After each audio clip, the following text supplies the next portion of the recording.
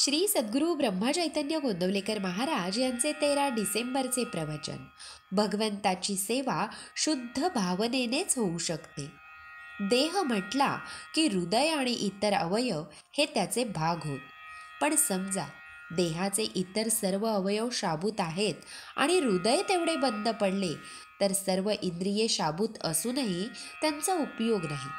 याउलट हृदय चालू असून इतर अवयव जरी काम करायला समर्थ नसले तरी उपचार करून पुन्हा पूर्ववत व्यवहार चालू होण्याचा संभव असतो.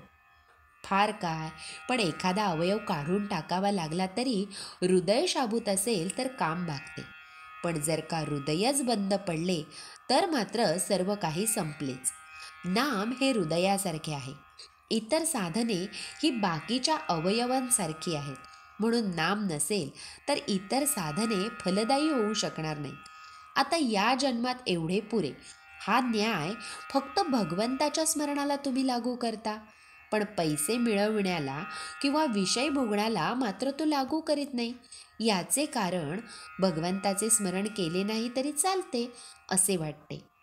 प्रपंचात जिला प्रीती असे म्हणतात ती भगवंताकडे लागली की भक्ती बनते. प्रपंचातला लोभ भगवंताची आवड बनते.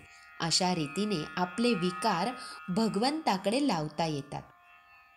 एक प्रवासी होता. गाडीमध्ये त्याला चांगली जागा मिळाली म्हणून आपल्या स्टेशनवर न उतरता गाडी शेवटी थांबते तिथपर्यंत तो गेला आणि त्याच गाडीने तो पुन्हा परत आपल्या गावी आला. त्याचप्रमाणे आपला जन्ममरणाचा प्रवास चालला आहे. तुम्ही त्या प्रवासाप्रमाणे परत येऊ नका.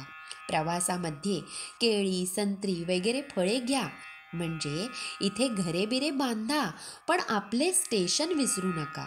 भगवंत हे आपले स्टेशन आहे. अलीकडे शास्त्री पंडित सुद्धा सर्वजण भगवंताच्या उलट बोलू लागले आहेत.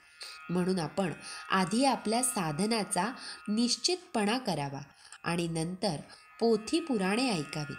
पुष्कळ लोक जे पोथी ऐकायला जातात ते लोकांनी बरे म्हणावे यासाठी, किंवा करमत नाही म्हणून, किंवा इतर उद्योग नाही म्हणून जातात.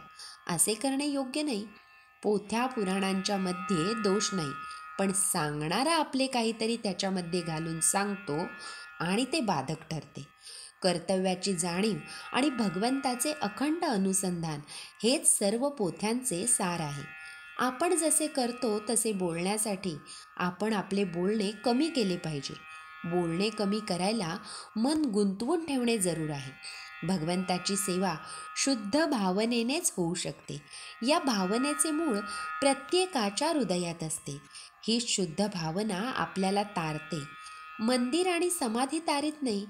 देहाच्या सहवासाने जशी देहाशी एकरूपता झाली त्याप्रमाणे भगवंताचा विसर पडू न देता त्याचे स्मरण सारखे ठेवले तर त्याच्याशी एकरूपता का होणार नाही. श्रीराम समर्थ. परमार्थ कितीही कठीण असला तरी नामाने तो सुसाध्य असतो. श्री सद्गुरू ब्रह्मचैतन्य गोंदवलेकर महाराज की जय. जय जय रघुवीर समर्थ.